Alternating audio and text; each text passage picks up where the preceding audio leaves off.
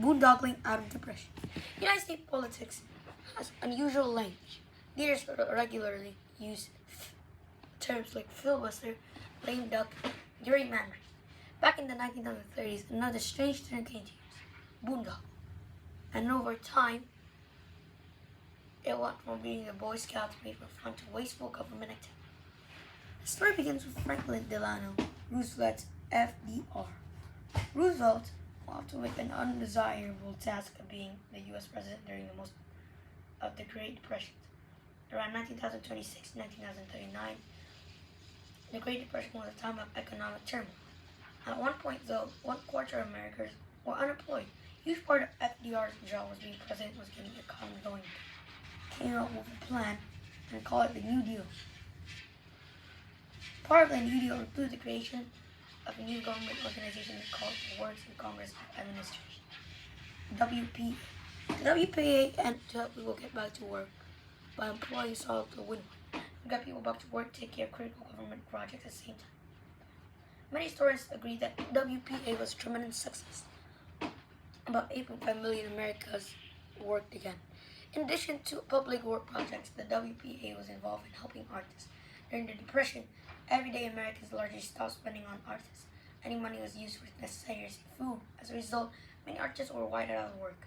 So the WPA employed actors, artists, musicians, writers, and more. Some famous artists like Jackson Pollock created murals for the WPA. But one portion of the WPA became controversial. Some people supported, others funding the art and unnecessary government spending. The New York Times investigated WPA to see how many organizations were spending on its funds. The Times wanted to know how many people received their income on WPA than those actually working. The investigation found that WPA sent more than 3 million training people in ballet, shadow puppetry, and production of braid, leather lanterns, and keychains. These leather crafts were called boondoggles.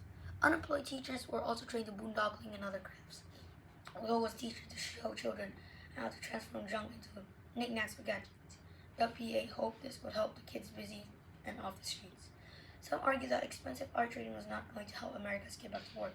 Many people around the country and politicians in Washington, D.C. wanted answers from FDR after the New York City Times released its findings.